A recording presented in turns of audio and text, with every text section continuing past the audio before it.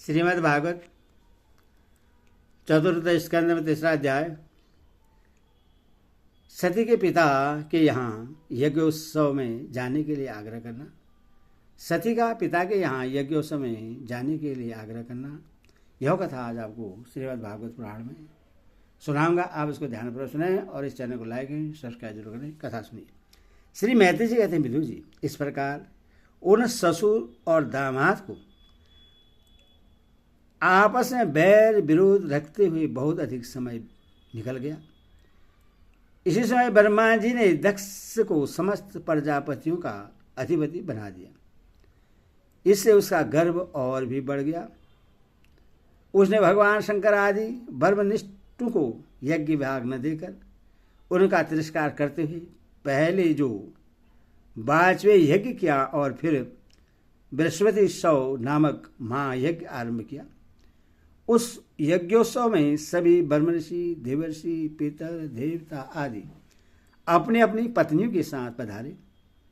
उन सब ने मिलकर वहाँ मांगलिक कार्य संपन्न किए और दक्ष के द्वारा उन सब का स्वागत सत्कार किया गया। उस समय आकाश मार्ग से जाते हुए देवता आपस में उस यज्ञ की चर्चा करते जाते थे।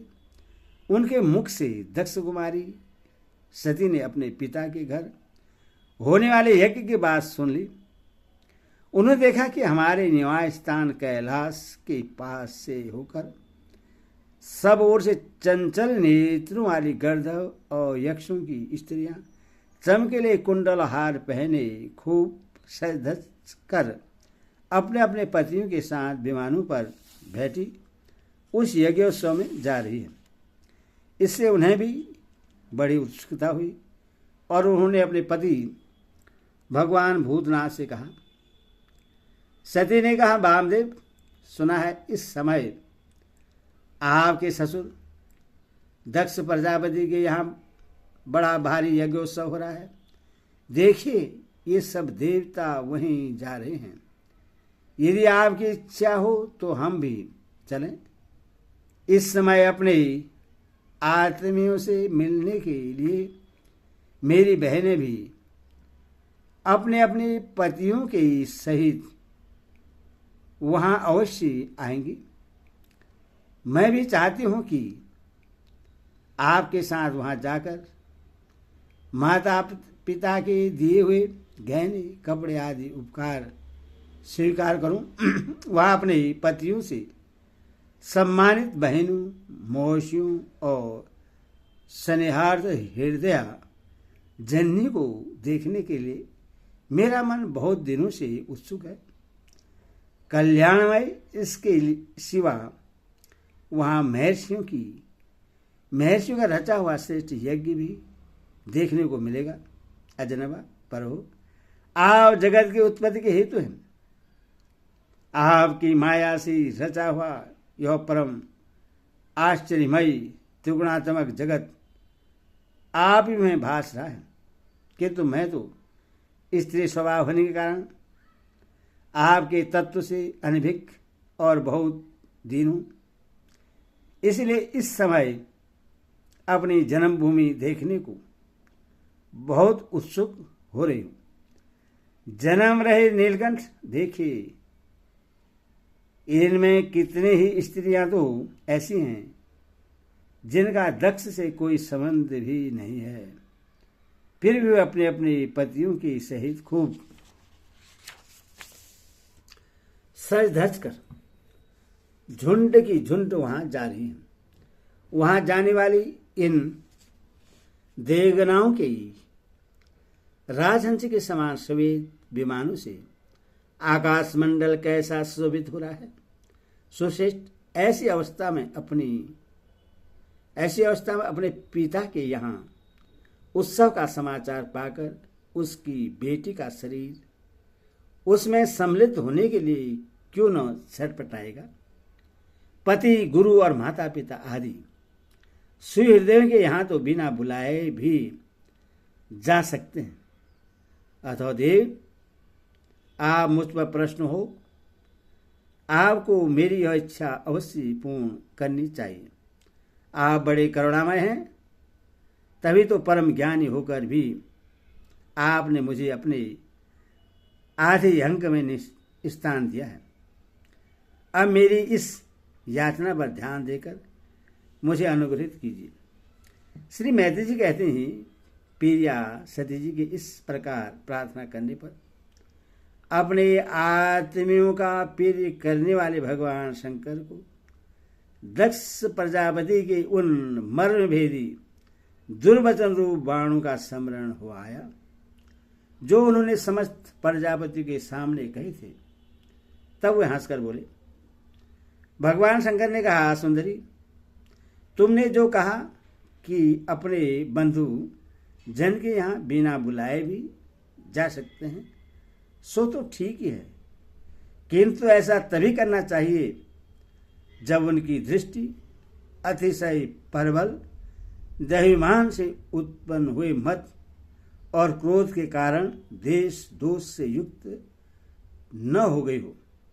विद्या, तप, धन, सुदृढ़ शरीर, युवावस्था और उच्च कुल, ये 6 सत्पुरुषों के तो गुण हैं, परंतु नीच पुरुषों में ये ही अवगुण हो जाते हैं, क्योंकि इनसे उनका अभिमान बढ़ जाता है और दृष्टि दोषयुक्त हो जाती है एवं विवेक शक्ति नष्ट हो जाती है। इसी कारण वे महापुरुषों का प्रभाव नहीं देख पाते। इसीलिए जो अपने यहाँ आए हुए पुरुष को कुटिल बुद्धि से भौ चढ़ाकर रोज भरी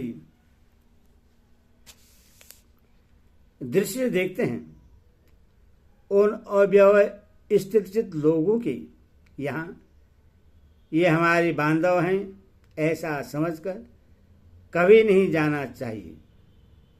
देवी, शत्रुओं के बाणों से बिध जाने पर भी ऐसी व्यथा नहीं होती जैसी अपने कुटिल बुद्धि सज्जनों के कुटिल वचनों से होती है, क्योंकि बाणों से शरीर छिन्न भिन्न हो जाने पर तो जैसे तैसे निद्रा आ जाती है, किंतु कुवाक्यों से मर्म स्थान विद हो जाने पर तो मनुष्य हृदय की पीड़ा से दिन रात बेचैन रहता है। सुंदरी, अवश्य मैं यह जानता हूं कि तुम परमोन्नति को प्राप्त हुए दक्ष प्रजापति को अपनी कन्याओं में सबसे अधिक प्रिय हो, तथापि मेरी आश्रिता होने के कारण तुम्हें अपने पिता से मान नहीं मिलेगा, क्योंकि वो मुझसे बहुत जलते हैं। जीव की चिदवृत्ति के साक्षी अहंकार शून्य महापुरुषों की स्मृति को देखकर जिसके हृदय में संताप और इंद्रियों में व्यथा होती है, वह पुरुष उनके पद को तो सुगमता से प्राप्त कर नहीं सकता। बस दैत्यगण जैसे श्री हरि से द्वेष मानते हैं, वैसे उनसे कूढ़ता रहता है। सुमधि में तुम कह सकते हो कि आपने प्रजापतियों की सभा में उनका आदर क्यों नहीं किया। सो ये सम्मुख जाना, नर्मदा दिखलाना, प्रणाम करना आदि क्रियाएं तो लोग व्यवहार में परस्पर की जाती हैं, तत्वज्ञानी के द्वारा बहुत अच्छे ढंग से की जाती हैं। वे अंतर्यामी रूप से सबके अंतकरणों में स्थित परम पुरुष वासुदेव को ही प्रणामादि करते हैं, देवमानी पुरुष को नहीं करते। विशुद्ध अंतकरण का नाम ही वासुदेव है, क्योंकि उसी में भगवान वासुदेव का अप्रोक्ष अनुभव होता है। उस शुद्ध चित्त में स्थित इंद्रियातीत भगवान वासुदेव को ही मैं नमस्कार किया करता हूँ। इसलिए प्रिय, जिसने प्रजापतियों के यज्ञ में मेरे द्वारा कोई अपराध न होने पर भी मेरा कटु वाक्यों से तिरस्कार किया था, वह दक्ष यदि भी तुम्हारे शरीर को उत्पन्न करने वाला पिता है, तो भी मेरा शत्रु होने के कारण तुम्हें उससे अथवा उसके अनुयायियों को देखने का विचार भी नहीं करना चाहिए।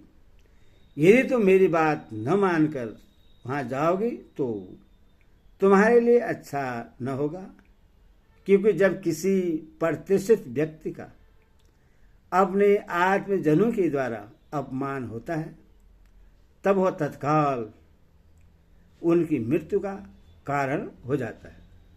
हरि ओम तत्सत।